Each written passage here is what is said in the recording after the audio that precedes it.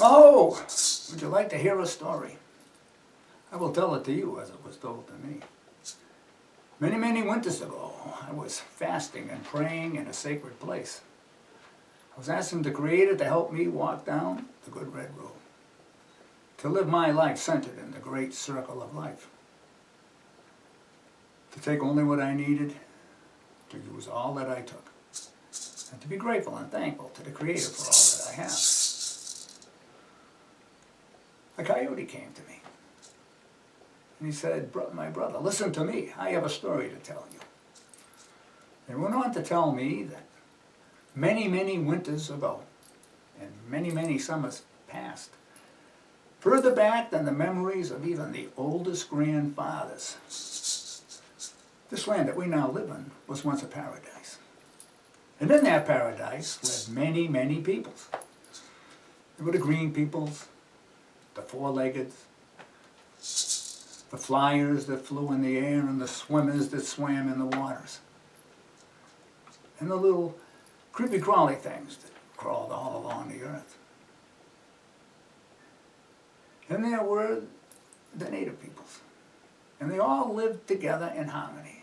They had an understanding. They all took only what they needed. They all used all that they took. And they were grateful and thankful to the Creator for all that they had. Now this story is about four brothers and the native peoples that lived with them. It's about grizzly bear. It's about puma. It's about wolf and coyote. And they all lived in harmony and in a peace. But one day a new people came to this land. A two-legged people. And they came from across the great waters. And they came in huge canoes. But they didn't paddle those canoes. Instead, they stuck their paddles high up into the sky and caught the clouds and rode over here on the wind. And these new people had many, many wonderful gifts to trade. Things that the four brothers and the native people had never seen. They had a skin they called cloth, but it was soft. And they made blankets and clothing out of it. And it was comfortable and warm. They had many things they made out of this material they called metal. They made knives, and tomahawks, and arrowheads, and even pots, which would hold water and withstand the heat, so that you could cook in them. They had beautiful little glass beads that, when held up to the sun, shined like all the colors of the rainbow. And they had a gun that shot fire and smoke and thunder and death. Yet, with all this great medicine that these new two-legged people had, they could not live here. They did not know how to survive in this land. So the four brothers and the native peoples befriended them. They showed them how to go into the forest and gather different plants and roots for food and for medicines. They showed them when to go into the forest to hunt. They showed them how to go down to the ocean and reap the harvest, the bounty that would be there. And when to go to the rivers to catch all the fish that would be working their way upstream. They showed them how to plant the corn and the squash and the beans. And they showed them how to take a little bit of all this food and to prepare it and to store it away so that when the winter came, cold and freezing, they would have enough food to survive. Now things went on in a little bit of an agreement for a few winters, but eventually these new people did not want to live within the great circle of life. They desired more and more land and more things, until eventually They started to call the four brothers and the native people savages and wild animals. And they put a bounty on their heads. And they hunted them and trapped them and poisoned them until there were only a few of each of them left. They took the native peoples and they put them on these little parcels of land where they could not live in the way in which they were accustomed any longer. They gave them rum and whiskey, made them foolish,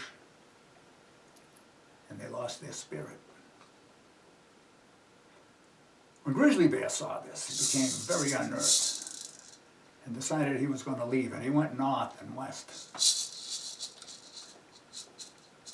And he went to those places where these new two-legged people could not yet live.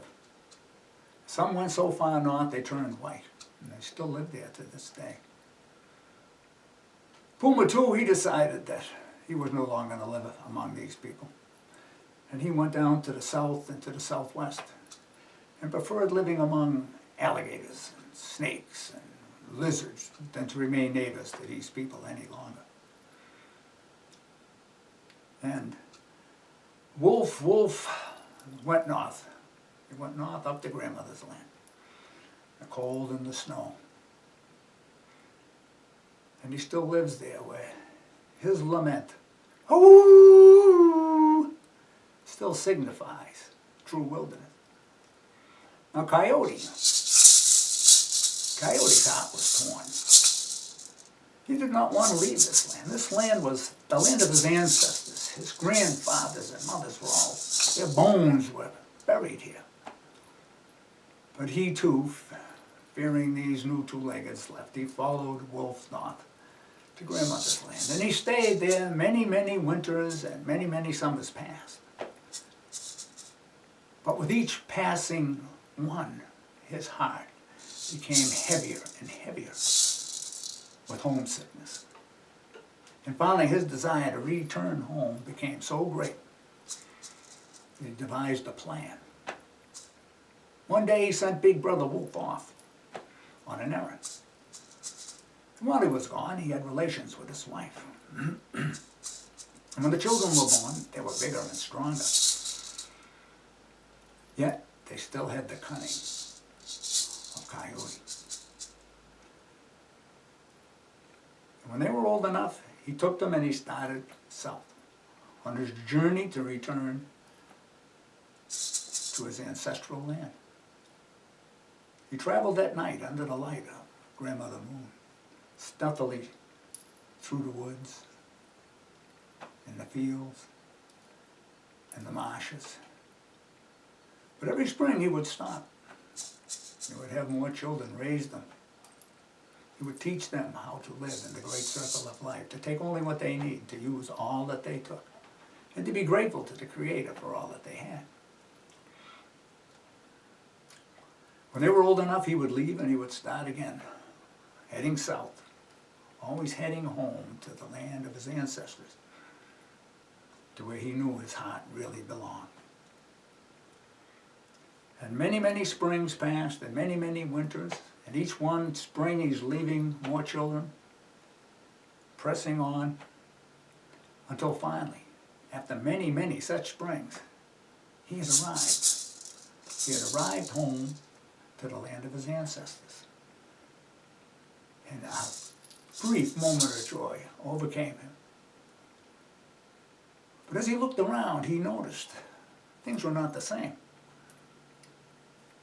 The mountains and the hills, which used to be lush and green with trees and capped with snow, were now covered with condominiums and towers. He noticed the fields and the marshes. Once the birthplace of so many living things was now scarred with shopping malls and industrial parks. He noticed the woods were not expansive, and they were cluttered with houses, and roads went everywhere with wires and He found the streams that were once clear and pure, fouled and bad tasting. Even the air started to burn his eyes. And Coyote started to weep.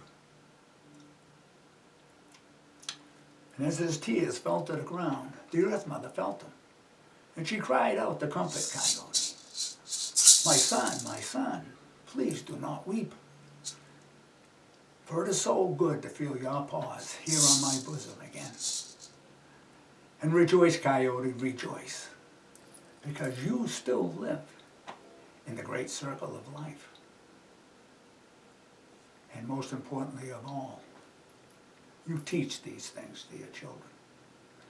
You teach them to take only what they need, to use all that they take, and to be grateful for the Creator for all that they have. And know this truth, my son. Nothing, no one can remain long on this earth that does not live within inside the great circle of life. And the day will come when this land will be yours again. So Coyote was enheartened by this.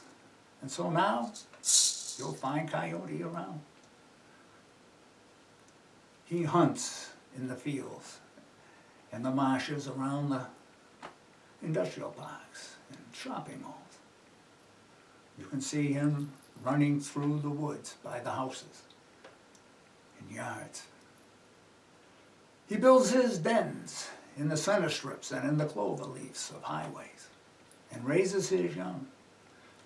And he teaches them to live in the great circle of life. Take what they need, use all that they take, and to be grateful and thankful to the Creator for all that they have. And Coyote waits. And when that day comes, and when this land is his again, he will call all his brothers home. Maho!